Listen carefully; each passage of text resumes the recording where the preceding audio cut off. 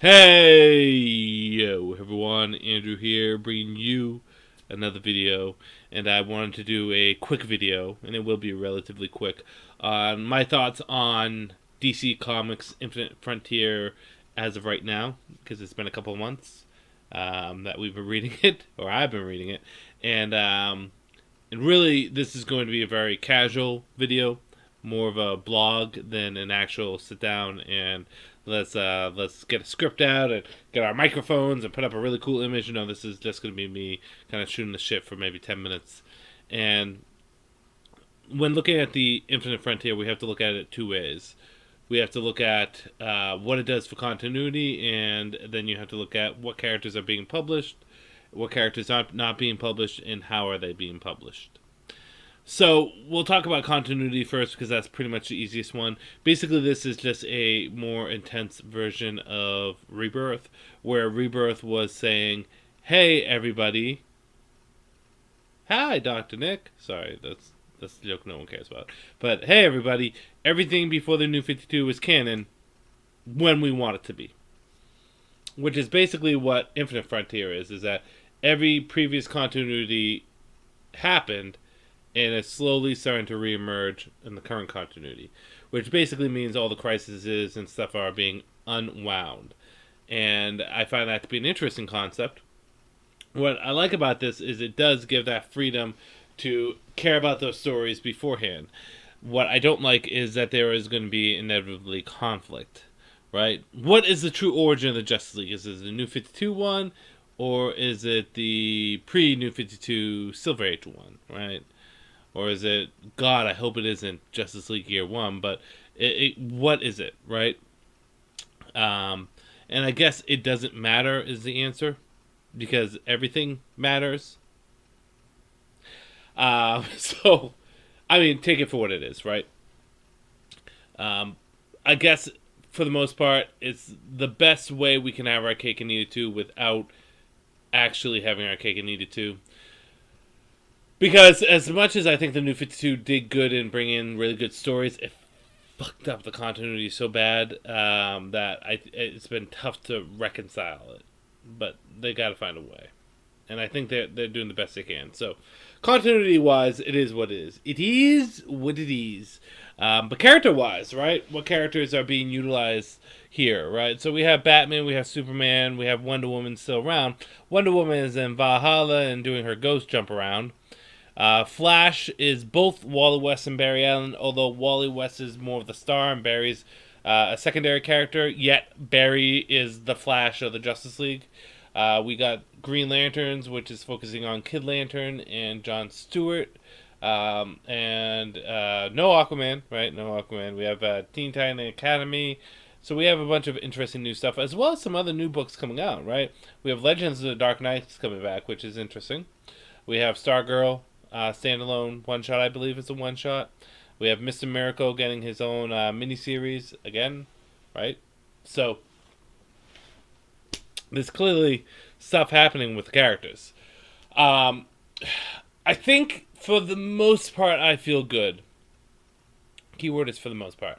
I kind of like the fact that Diana is going around and hopping around in Valhalla and wherever else she's going to go and kind of having her own little odyssey, right? That's fine with me.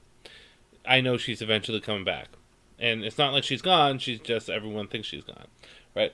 I'm cool with having both Wally and Barry being in the Flash book, and even having Wally be the focal point. As long as we don't kill Barry, or make him lose his powers, or make him any less insignificant, it's fine with me.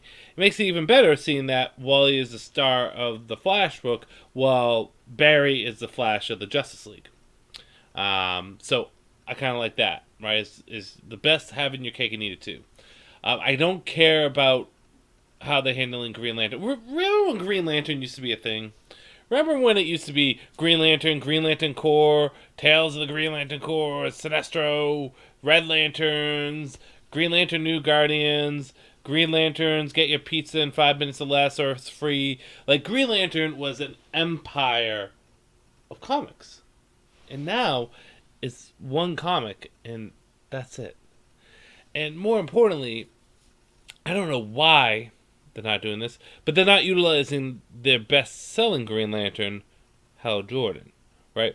Now, I can understand that they want to use the other lanterns, but not using Hal at all, I find to be confusing. Now, granted, Hal has only been kind of missing-ish from comics for a couple months because he did have his The Green Lantern comic, which has been a phenomenal comic.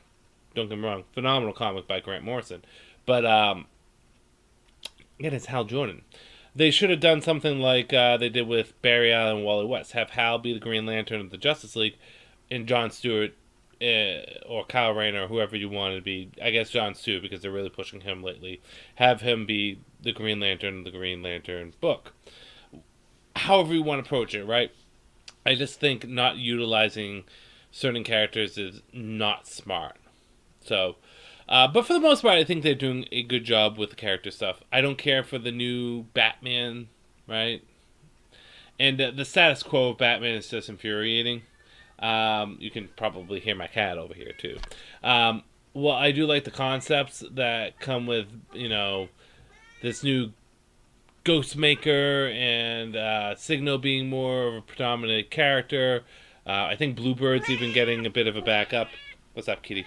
I don't care about Bruce Wayne being a millionaire instead of billionaire. It really doesn't change anything, right? It hasn't hampered him at all. I don't care for the fact that Selina's no longer in his life, despite how much of a hot garbage Tom King's writing can be. At least I enjoyed half of it with Bruce and Selina, right? And I think it showed a lot of potential for being there. So I didn't really care for that. Although I do like the fact that Barbara Gordon's like more of a reserve Batgirl now. Still has her legs. She's now Oracle. Will jump in and be Batgirl when she needs to be. But it's more Cassandra and Stephanie now. So, Kitty, what are you doing? She's nudging her face on the computer, pushing down the screen. So for the most part, I think Infinite Frontier is fine. The key word is just fine. I don't think it's doing the right thing by DC. I don't think it's doing the right thing by the characters. I did a video a year ago talking about how I would redo the DC lineup, how I would make it very manageable, very nice, very inclusive. You got you hit all the markers, right? You keep the new fans happy, you keep the old fans happy.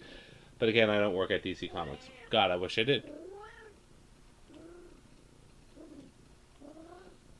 I wish I did, but I don't. So it is what it is. So, anyways, that's just a quick thought on Infinite Frontier. I wanted to throw out a video. I had a little bit of time. I've been working a lot, getting some stuff ready, and I've been also updating my Patreon. So you guys can go check that out. I won't talk too much about it in this video, but I've changed it to 3 tiers: a $1 tier, a $3 tier, and a $5 tier.